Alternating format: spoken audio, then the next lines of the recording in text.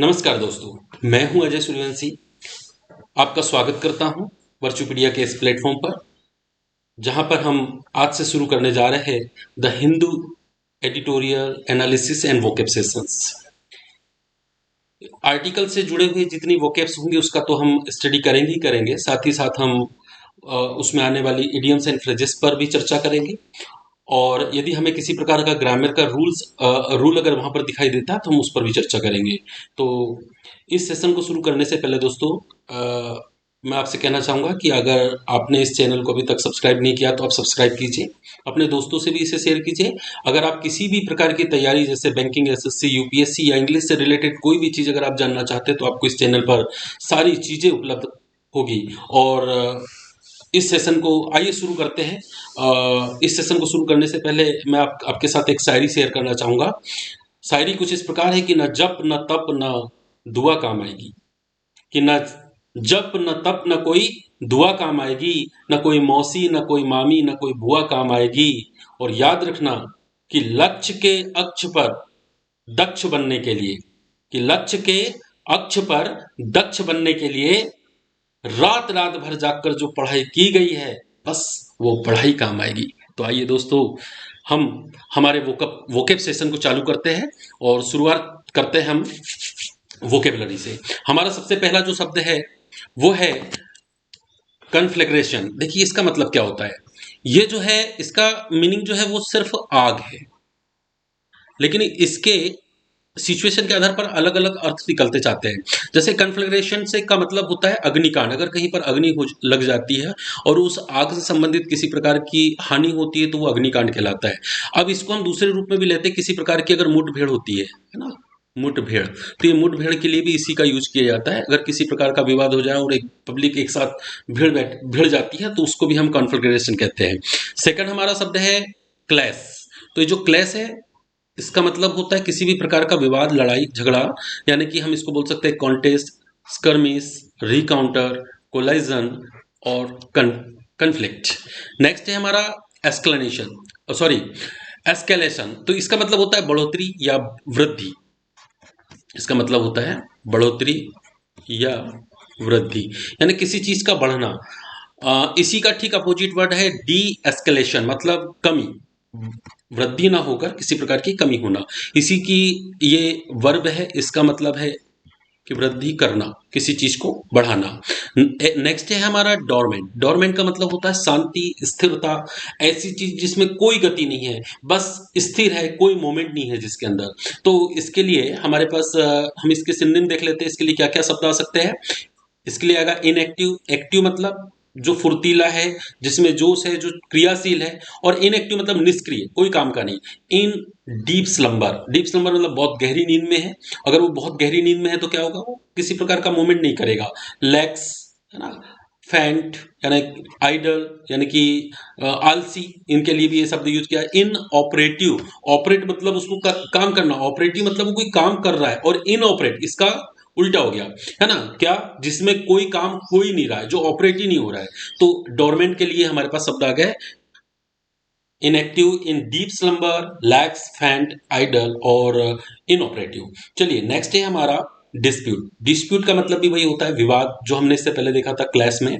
तो इसका भी सिनोनिम वही बनेगा जैसे controversy, brawl, strife, wrangling, quarrel, altercation और साथ में एक मैस। जैसे जो क्लैश का है वो भी सारे इसमें आ जाएंगे, और जो इसके हैं वो सारे क्लैश में इसके सिनोनिम जुड़ जाएंगे। अब नेक्स्ट है हमारा स्नोबॉल्ट। तो स्नोबॉल्ट का मतलब क्या होता है। स्नो तो आपको पता होगा, स्नो मतलब बर्फ, और बॉल मतलब बॉल, गोल गेंद जिसे बच्चे खेलते हैं। तो स्नोबॉल मतलब गेंद जैसा बन जाना। क्या होता है कि जब ऊपर से पहाड़ी से जब बर्फ गिरती है तो छोटे छोटे जो टुकड़े होते हैं वो जुड़कर वो गिरते गिरते एक दूसरे के साथ जुड़ जाते हैं और एक बड़ा सा आकार ले लेते हैं। तो क्या होता है, जब छोटी छोटी चीजें मिलती है तो बड़ा आकार ले लेती है। उसी प्रकार जब विवाद या किसी प्रकार की लड़ाई हो, जब छोटी छोटी लड़ाइयाँ बार बार होती है तो एक बड़ा सा रूप ले लेती है। तो ये छोटी छोटी जो लड़ाइयाँ होती है, ये जो पार्ट्स जो होते हैं छोटे छोटे, इन्हें हम स्नोबॉल्ट कहते हैं। ये इसके बाद अगला है हमारा कैटलिस्ट। तो देखिए कैटलिस्ट जो है इसका मतलब क्या है, ये बहुत ही अच्छा है, मतलब भड़काने वाला, जिसको हम बोल सकते हैं उत्प्रेरक, है ना। जैसे कि कोई चीज मान लीजिए कि दो लोगों में विवाद चल रहा है, लेकिन वो दोनों अलग अलग बैठे और शांत बैठे हुए हैं, लेकिन एक तीसरा व्यक्ति आता है और प्रोवोक कर देता है, उन्हें भड़का देता है, उन्हें बोलता है यार इसने ऐसा कहा था तुम्हारे बारे में, उसने ऐसा कहा था, और इसका जो गुस्सा शांत हो गया ये और भड़कने लगता है, यानी जो भड़का दे उसको बोलते हैं, या किसी चीज को एक्टिवेट कर दे, यानी एक्टिवेटर, कैटालिटिक, कैटालिटिक एजेंट, ये एक एक्चुअल में ये एक प्रकार का नाउन है। ये क्या है? नाउन है। अच्छा, मतलब इसको अगर हम देखें तो इसको हम बोल सकते हैं उत्प्रेरक। उत्प्रेरक। अगला है इंटरवेंशन। देखिए इसका मतलब बहुत सिंपल सा है, इसका मतलब होता है बीच में पड़ना, दो लोगों के बीच में पड़ना, टांग अड़ाना, है ना। तो इंटरवेंशन का मतलब किसी के बीच में पड़ना, जिसको हम बोल सकते हैं इंटरफेरेंस, मेडिएशन, या फिर हिंड्रेंस, इसको बोला जा सकता है। अच्छा, उसके बाद में है फार्सिकल। फार्सिकल का मीनिंग होता है हास्यास्पद, यानी जिसे देखते ही हंसी आ जाए, जो हास्य का कारण बन जाए, जो मजाक का पात्र बन जाए।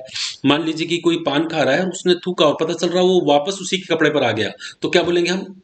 मतलब ये कहना पड़ेगा ना यार हंसी का पात्र बन गया, उसी का काम उसी के ऊपर हंसी का काम बन गया। वो तो अपनी कोई काम कर रहा था और अचानक कुछ ऐसा हुआ कि लोग उसे देखकर हंसने लगे, ना हंसी का हास्यास्पद। इसके लिए कुछ शब्द आते हैं जैसे ह्यूमरस, जॉली, फार्सिकल के लिए आता है। अब जैसे स्टांस। स्टांस का मतलब क्या होता है? स्टांस का मतलब होता है कोई तरीका, कोई रवैया, किसी का व्यवहार, जिसको हम बोल सकते हैं पैटर्न या डिल। अगला है डिप्लॉय। डिप्लॉय का मतलब होता है तैनात करना। जैसे मान लीजिए कहीं पर कोई बात है, कुछ हो रहा है, तो कुछ पुलिसकर्मी या कुछ आर्मी के नौजवानों को वहां जाकर तैनात करवा दिया, वहां पर खड़े करवा दिए कि भाई देखो। तो तैनात करना क्या कहलाता है? डिप्लॉय। अब इसके लिए क्या आएगा? जैसे एक्सपेंड, स्टर्ड, अनपैक, अनस्क्रू, या फिर ओपन करना। इसके बाद में है कैजुअल्टीज। तो कैजुअल्टीज क्या है भाई? मतलब ऐसे लोग जो किसी मुठभेड़ में या कहीं दुर्घटना घटी और वहां पर वो मर गए, तो मरे हुए लोग को बोलते हैं ना कि डेड पर्सन्स। अब है सेक्टेरियन ट्राइबलिज्म। इसका मतलब है सांप्रदायिक जनजाति। इसके बाद है बैन। बैन मतलब होता है मिजरी, दुख, कर्स, अभिशाप, एबोलिशमेंट। मतलब ये मानकर चलिए कि कोई ऐसी चीज जिसकी वजह से सब परेशान है, यानी परेशानी का कारण, जो कि सबके लिए क्या बन चुका है? एक प्रकार का ऐसा मुद्दा बन गया है, मानकर चलिए कि जो आपको हर तरीके से परेशानी ही दे रहा है, जिसे हम अभिशाप बोल सकते हैं। तो आगे देखते हैं, अगला है ब्रोकर्ड। तो ये ब्रोकर्ड क्या है भाई? आपको ये देखिए, ये ब्रोकर तो समझता है, सबको पता है ब्रोकर। ब्रोकर क्या होता है? वो दलाल, जो दो लोगों के बीच में किसी प्रकार का समझौता करवाता है, कोई बिक्री करवाता है, कोई सामान बेचता है ना, वो ब्रोकर। और इसी से बन गया है ब्रोकर्ड।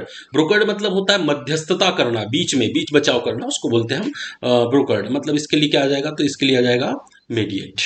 अच्छा, अगला है कंडोन। कंडोन मतलब माफ करना या माफी मांगना। तो इसके लिए आ जाएगा जैसे फॉरगिवनेस, एक्सक्यूज, क्विट। किसी चीज को छोड़ना भी होता है, जैसे लीव, यानी किसी चीज को छोड़ रहे हैं तो आप माफ करके ही तो छोड़ रहे हैं, है ना। भाई चलो जाने दो यार, ठीक है तुम्हारी गलती, चलो जाने दो। तो हमने क्या किया? उसको माफी तो किया, छोड़ दिया हमने, है ना। या फिर दोस्ती का रिश्ता स्थापित करना, बुराई को हटा देना और दोस्ती का रिश्ता स्थापित कर देना, इसको भी बोलते हैं हम। जैसे मेक फ्रेंड्स, तो कंडोन के लिए आ जाएगा। अगला है रिस्ट्रेंट। रिस्ट्रेंट क्या है भाई?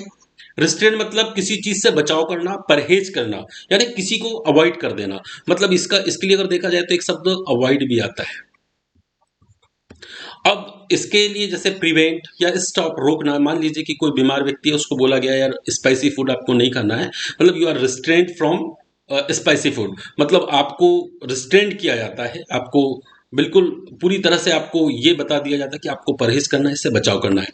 अगला है हमारे पास वन अपमेनशिप। वन अपमेनशिप मतलब क्या हुआ? वन मतलब एक, अप मतलब ऊपर, मेन यानी व्यक्ति, और शिप मतलब वैसा भाव, यानी अपने आप को जो व्यक्ति समझता है कि बस सबसे बेस्ट में हूं और बाकी सारी दुनिया बेकार है, तो ऐसे लोगों को क्या बोलेंगे आप? One upmanship. मतलब वो व्यक्ति जो सिर्फ खुद को श्रेष्ठ मानता है, बाकी सारी दुनिया को बेकार मानता है, ऐसा व्यक्ति वन अपमैनशिप कहलाता है। चलिए आगे देखते हैं प्रोलॉन्ग। भाई ये देखिए लॉन्ग और उसमें जुड़ा है प्रोलॉन्ग। तो लॉन्ग का मतलब लंबा, और प्रो से हो गया हमने प्रोलॉन्ग से लंबा करना। लंबा करना यानी कि बढ़ाना या खींच कर उस चीज को और बड़ा कर देना। इसके लिए क्या क्या शब्द आएंगे? देखिए increase, amplify, raise, elongate, lengthen और ड्रॉबैक। तो ये हुए हमारे आज के वोकेब। अच्छा, एक बार हम वोकेब पर फिर से एक नज़र देख लेते हैं। एक है कॉन्फ्लैग्रेशन यानी आग या अग्निकांड, क्लेश यानी कि किसी प्रकार का विवाद जिसके लिए कंटेस्ट, स्कर्मिश, रिकाउंटर, कोलाइजन और कन्फ्लिक्ट शब्द का यूज किया जा सकता है। एस्केलेशन यानी कि बढ़ोतरी, डी एस्केलेशन यानी कमी, और एक्सकेलेट क्या है, इसी का वर्ब है यानी किसी चीज को बढ़ाना। डोरमेंट यानी शांति जिसके लिए शब्द आ रहे हैं inactive. In deep slumber, lax, faint, idle, inoperative. अगला है डिस्प्यूट। डिस्प्यूट का मतलब है वही विवाद, झगड़ा, controversy, brawl, strife, wrangling, quarrel, altercation, mess. अगला है स्नोबॉल यानी छोटी छोटी लड़ाइयाँ। अगला है हमारा कैटलिस्ट यानी कि जो किसी बात को बढ़ा दे, उत्प्रेरक। इंटरवेन यानी बीच बीच बचाव करना, बीच में आना, हस्तक्षेप करना, हस्तक्षेप। फार्सिकल, फार्सिकल मतलब हास्यास्पद, ह्यूमरस और जॉली, इसके लिए शब्द आएंगे। स्टांस मतलब रवैया, व्यवहार, पैटर्न, डिल। डिप्लॉय मतलब किसी को तैनात करना, expand, stud, unpack, unscrew, open. Casualties मतलब डेथ, डेड पर्सन या जो व्यक्ति की डेथ हो चुकी हो। सेक्रेटियन, ट्राइबलिज्म मतलब सांप्रदायिक जनजाति। बेन मतलब किसी प्रकार का अभिशाप, कर्स, मिजरी या एबलिशमेंट। अगला है ब्रोकर्ड। ब्रोकर्ड मतलब बीच बचाव, मध्यस्थता करना, मीडिएट। अगला है कंडोन यानी forgiveness, excuse, quit, leave, make, friends. अच्छा, यहाँ पर कॉमा कॉमा नहीं लगा, यहाँ पर आप कॉमा लगा देंगे। ये रिस्ट्रेन यानी बचाव करना जिसके लिए प्रिवेंट, स्टॉप और अवॉइड शब्द आते हैं। वन अपमेनशिप मतलब अपने आप को श्रेष्ठ मानना और बाकी सारी दुनिया को अपने से तुच्छ समझना, ऐसा व्यक्ति। प्रोलोंग मतलब किसी चीज को बढ़ाना, एम्पलीफाई करना, raise, elongate, lengthen, draw, draw out और या फिर एक इंक्रीज। ये तो नॉर्मल सा शब्द है, इंक्रीज जो सभी को पता होता है। आइए शुरू करते हैं आज का आर्टिकल। आज का आर्टिकल क्या है कि आसाम और मिजोरम की जो पुलिस है इनके बीच में कुछ विवाद हुआ, मुठभेड़ हुई, इसके बारे में ये आर्टिकल छपा हुआ है। तो देखिए, कह रहा है डेंजरस कन्फ्लिग्रेशन मतलब एक बहुत ही खतरनाक मुठभेड़। यहां पर अर्थ कर रहा है कन्फ्लिग्रेशन का मुठभेड़। द क्लेश बिटवीन आसाम, कह रहा है द क्लेश यानी कि क्लेश मतलब विवाद, तो द क्लेश बिटवीन आसाम एंड मिजोरम यानी मिजोरम और आसाम की जो पुलिस है इनके बीच में जो मुठभेड़ हुई थी, क्लेश हुआ था, वाज उसको क्लियरली पूरी तरह से अवॉइडेबल यानी रोका जा सकता था। इसको रोकना है ना, जो रोका जा सके, रोका जा सके। अवॉइडेबल मतलब, अवॉइड मतलब होता है नजरअंदाज करना, और अवॉइडेबल मतलब जो नजरअंदाज करने लायक था यानी कि जिसे रोका जा सकता था। भाई, इस लड़ाई की, इस युद्ध की या इसके बीच में जो कॉन्फ्रेंटेशन मुठभेड़ हुई, इसकी हमें जरूरत नहीं थी, ये जबरदस्ती हुआ, इसको रोका जा सकता था। ये मतलब हमारे एडिटर बताना चाह रहे थे कि यार ये जो युद्ध है, ये जो लड़ाई इनके बीच में इनके बीच में जो क्लैश हुआ है, इसकी जरूरत नहीं थी। अगर राजनीतिक पार्टी चाहती तो इसको रोका जा सकता था। तो चलिए आइए हम आगे चलते हैं अपने पैराग्राफ पर चलते हैं। पहला पैराग्राफ है कि following a dangerous and avoidable escalation of an otherwise dormant border dispute. देखिए, हमने मीनिंग में देखे, तो क्या होता है कि ये जो डिस्प्यूट है,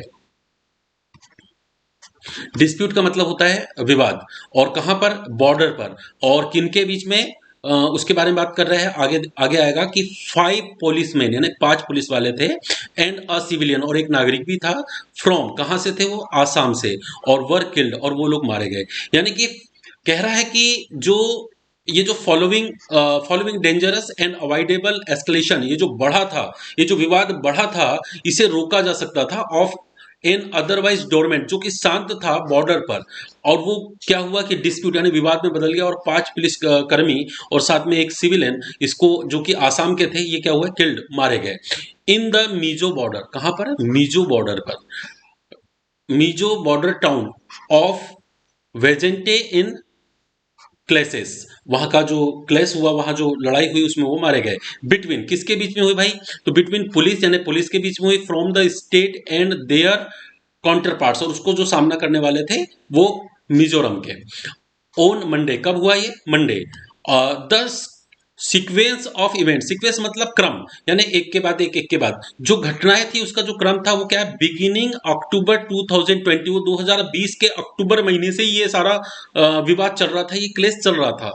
suggested that what began as a skirmish between residents close to the disputed border between Assam's Kachar and Mizoram's Kolasip district has snowballed into a violent confrontation between police and residents.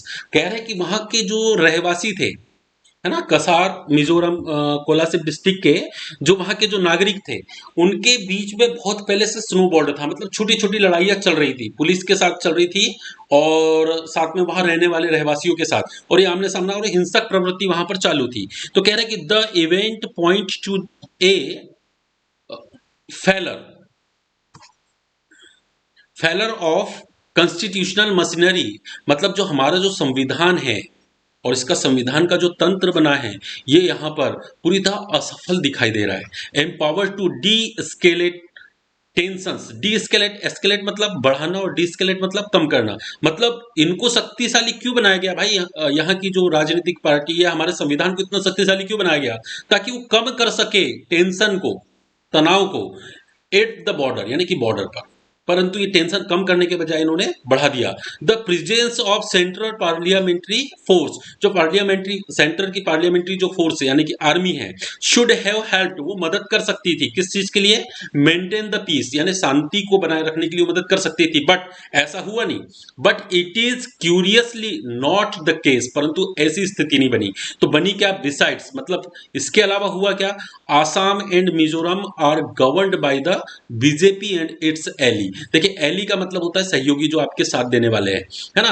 तो कह रहे हैं कि आसाम और मिजोरम जो है already वहां पर जो शासन चल रहा है, किसका चल रहा है, बीजेपी के सहयोगियों का शासन करना है, वही शासन कर रहे हैं जो बीजेपी के सहयोगी है। The Mizo National Front respectively and are part of North East Democratic Alliance, ये जो नॉर्थ ईस्ट डेमोक्रेटिक एलियंस है, ये इसी का पार्ट है। Of which the Assam chief minister Himanta Biswa Sharma, जो हिमाचल सॉरी आसाम के जो चीफ मिनिस्टर है हिमांता बिस्वा शर्मा, ये क्या है, इज अ फाउंडर कन्वेनर, यही तो है जिन्होंने इस संस्था को भी बनाया है, कि शांति स्थापित करने के लिए एक संस्था बनाई है, कि द पॉलिटिकल बोन होमी, जो कि मेलजोल बनाकर रह रहे हैं। बोन होमी मतलब क्या, मित्रतापूर्ण रहना, मित्रता आपस में होना, कि इन पॉलिटिकल लोग जो है इनके बीच में मित्रता बनी रहे, शुड हैव अलाउड, और इन्होंने ये अनुमति देना चाहिए था, ऐसा करने लगाना चाहिए था, the respective chief minister to tamp down, ताकि वो कम कर सके, टेम्प डाउन मतलब कम कर सके बॉर्डर टेंशन, बॉर्डर के टेंशन तनाव को, and to return the status quo through, और जैसी कि इस स्टेटस को थ्रो मतलब क्या होता है, स्टेटस को थ्रो का मतलब होता है कि जैसी स्थिति पहले थी वैसी की वैसी रहने देते, मतलब जैसे शांति पहले थी वैसी शांति रहने देते। Through joint fact finding teams, एक टीम बनाई गई थी, मतलब एक टीम बना लेते जिसमें कुछ अधिकारियों को जोड़ देते और वहां पर सामंजस्य जो है वो स्थापित कर देते, involving the administrative official and maintaining the peace over the border issue, यानी और उसमें वो शामिल हो जाते, किसमें इन्वॉल्व हो जाते, किसमें, वो ऑफिशियली वहां पर मेंटेन करने के लिए कि शांति बनी रहे, किसमें, बॉर्डर पर, और किसी प्रकार पे बॉर्डर पर जो इशू है वो बढ़े नहीं। आगे देखिए, परंतु हुआ क्या, इंस्टीट यानी कि इसके बजाय, ऐसा ना होकर क्या किया, बोथ चीफ मिनिस्टर्स यानी दोनों चीफ मिनिस्टर जो थे, हैव बीन एक्सचेंजिंग एलिगेशन मतलब आरोप, किसी पर आरोप लगाते वो आरोप, और एक्सचेंज मतलब वो एक दूसरे को देना, वो एक दूसरे पर आरोप ही मढ़ते गए, एक दूसरे के ऊपर आरोप लगाते गए, ऑन ट्विटर, या तो फिर वो ट्विटर के माध्यम से, है ना, ट्विटर के माध्यम से, seeking the inventions of union home minister Amit Shah and using videos to tell a story the सूटेज their version of the events, और वहां जो भी घटना घट रही थी तो कर क्या रहे थे लोग, वीडियो बना बनाकर उस पर बढ़ा रहे थे, उस चीज को बता रहे थे। ए फार्सिकल मीन्स ऑफ कम्युनिकेशन, अच्छा जो कम्युनिकेशन का जो साधन है भाई, आज हमारे पास इतनी चीजें हैं कि हम अपने विचार को दूसरे तक बहुत आसानी से पहुंचा सकते हैं, वीडियो के माध्यम से, किसी मैसेज के माध्यम से, ट्विटर पर, यूट्यूब पर, तो हम ये सारी चीजें अच्छे सही सही उपयोग में लाने के बजाय हम लोग क्या करते हैं, इसको हास्यास्पद बना देते हैं। इस प्रकार के वीडियो, इस प्रकार की स्टोरी इन्होंने जब भेजना चालू किया जो हास्यास्पद थी, सिर्फ मजाक का पात्र थे, बल्कि उसका कोई उपयोगिता उसकी नहीं थी। This also occurred just days after both chief ministers along with others, मतलब जो दूसरे चीफ मिनिस्टर उनके साथ साथ मेट विद मिस्टर शाह, यानी मिस्टर शाह से वो मिले भी थे, to discuss the resolution of inter state border dispute, यानी जो आंतरिक रूप से जो डिस्प्यूट चल रहा था बॉर्डर पर, राज्यों की बॉर्डर पर, तो उसको कम करने, उसका हल निकालने के लिए वो मिले भी थे। किससे? मिस्टर शाह से, अमित शाह जी से। द अनफॉर्चुनेटली, पर यह बड़ी दुख की बात है, loss of lives has led to hardened stance, परंतु देखिए उनका रवैया कैसा रहा कि हमारे लिए नुकसान उठाना पड़ा जिंदगी का। भाई कुछ लोगों की मौत हो गई उस हादसे में, इसको पहले रोका जा सकता था।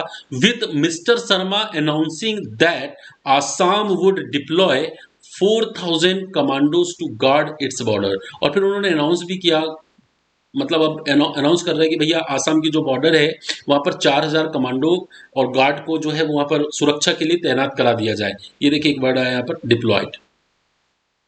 डिप्लॉयड मतलब तैनात करना, कहीं जाकर स्थापित करना किसी को।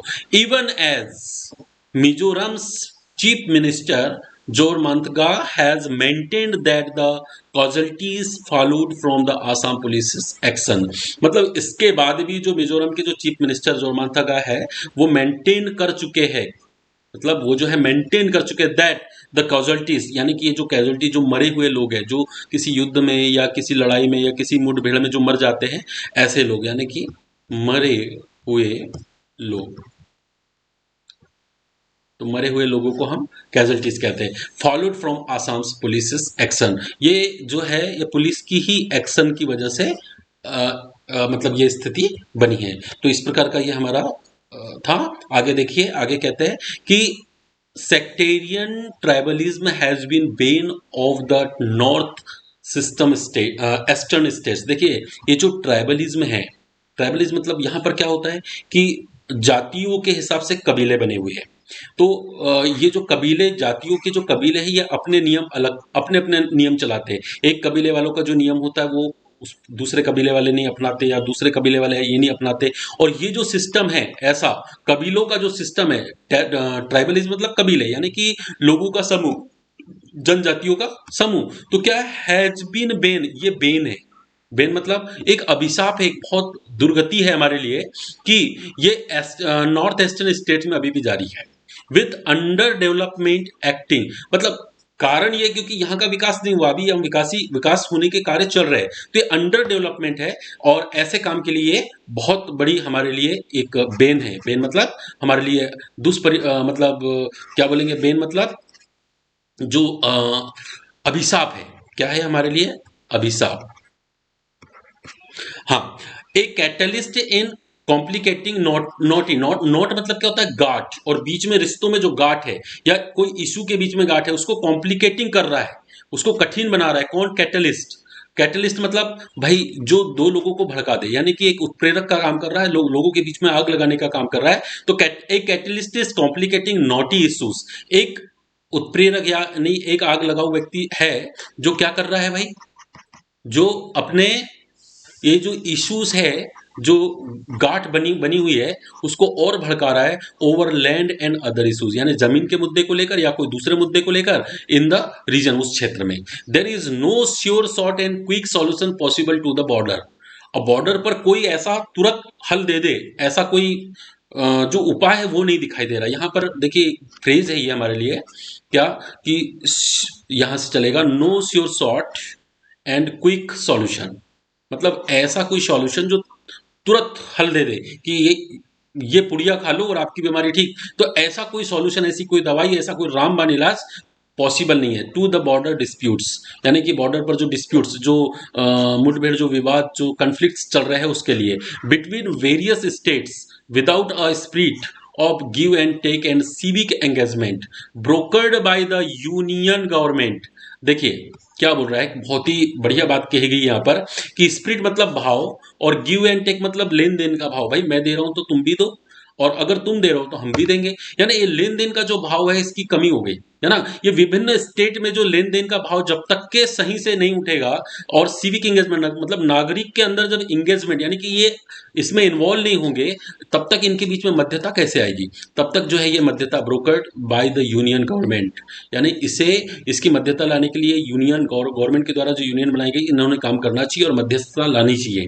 But for that to happen, पर क्या करे यार, ये तो होना ही था, है ना। For that to happen government should first not condone violence of any kind and restrain party partisans engaging in such activities. अब देख इन देयर रिस्पेक्टिव स्टेट, यानी गवर्नमेंट ने क्या करनी चाहिए, अपने अपने स्टेट में जो वायलेंस हो रहा है या किसी भी प्रकार की पार्टीशन होता है, मतलब उनसे लोगों को बचाओ, उनका ध्यान जो है उनको लोगों को प्रेरित करना चाहिए यार कि ये जातिवाद पर या इस प्रकार से आप बिल्कुल व्यवहार ना करें, उन्हें अवॉइड करने के लिए प्रेरित करना चाहिए। ए resort to a resort to one manship will only prolong the disputes and harden stance। अब देखिए ये जो रवैया है ना, ये रवैया क्या करता है, डिस्प्यूट को बढ़ाता है, प्रोलॉन्ग करता है। कौन सा रवैया, मतलब एक ऐसी सोच कि मैं श्रेष्ठ हूं, लोग क्या कर लेते हैं, अपने आप को श्रेष्ठ मान। भाई विवाद का कारण क्या है कि अपने आप को श्रेष्ठ मानना और सामने वाले को थोड़ा छोटा समझ लेना। तो अपने आप अपनी श्रेष्ठता को दर्शाने के लिए व्यक्ति क्या करता है, वो अपने आप को मतलब विवाद का कारण बन जाता है। तो ये जो डिस्प्यूट्स है इसको बढ़ाने का सिर्फ कारण क्या है, सिर्फ एक ऐसा रवैया, रवैया मतलब ये ऐसा व्यवहार, मतलब ये स्टांस है ना, कौन कैसा कि मैं ही श्रेष्ठ हूं, वन अपमैनशिप, इसकी वजह से ये चीजें बढ़ रही है। तो the home ministry must ensure that the Assam, home ministry को इसके लिए आश्वासन विश्वास देना चाहिए, आश्वासन देना चाहिए किसको, आसाम मिजोरम बॉर्डर पर situation is first subject to de-escalation and steps taken to return। मतलब जो सिचुएशन जो बनी है इसको सबसे पहले क्या करना पड़ेगा, इसे de-escalation मतलब कम करना पड़ेगा, steps taken to return to the status quo मतलब स्थिति को जैसी थी पहले वैसी स्थिति को नॉर्मल करने के लिए, that prevailed before the skirmish began in October 2020। वो वाला स्किर्मिश मतलब वो विवाद, वो झड़प, वो मुठभेड़ या वो मन के अंदर का बैर जो 2020 अक्टूबर के महीने से चल रहा था with corporation cooperation of the respective states, मतलब जो इससे जुड़ी हुई जो स्टेट्स हैं उनको आपस में कोऑपरेट करना चाहिए, सहयोगी भावना रखना चाहिए। इससे क्या होगा कि वहां पर शांति स्थापित हो जाएगी। तो यहाँ पर एडिटर हमें कुल मिलाकर ये बताना चाह रहे हैं कि हमें किस प्रकार से ये करना चाहिए। मतलब दो राज्यों के बीच में अगर किसी प्रकार का अगर डिस्प्यूट आया है तो कैसे हटाया जाए, मतलब स्टेट को बिठा लो और स्टेट के बीच में कोऑपरेट करो, कोऑपरेशन की भावना जगा दो भाई, सहयोग की भावना जगा दो, गिव एंड टेक की पॉलिसी अपना लो, तो ये चीजें अपने आप सॉल्व हो जाएगी। ये आर्टिकल वाकई में बहुत अच्छा था और एक सोचने के लिए हमें मजबूर करती है कि जब हमारे देश के आंतरिक स्टेट में अगर डिस्प्यूट रहेंगे तो हमारा देश कैसे एक रहेगा। इसको यूनाइटेड करने के लिए इस डिस्प्यूट को वाकई में जड़ से from the root we have to remove it. Okay, तो चलिए आज का हमारा ये आर्टिकल बहुत ही अच्छा था वैसे समझने लायक, और हमारी गवर्नमेंट को, हमारे पुलिसकर्मियों को, हमारी जनता को ये चीज़ समझना चाहिए कि हम अलग अलग स्टेट में भले ही रहे लेकिन हम एक एक गांठ में बंधे हुए हैं और हम जो है एक देश के वासी है। ये हुआ आज का हमारा आर्टिकल। और कैसा लगा आपको आर्टिकल, इसके बारे में कमेंट्स जरूर कीजिएगा, लाइक जरूर कीजिएगा और दोस्तों हमारे चैनल को सब्सक्राइब जरूर करें और अपने दोस्तों तक इसे शेयर जरूर करें। आज के लिए सिर्फ इतना, मिलते हैं अगली क्लास में, तब तक के लिए धन्यवाद, नमस्कार।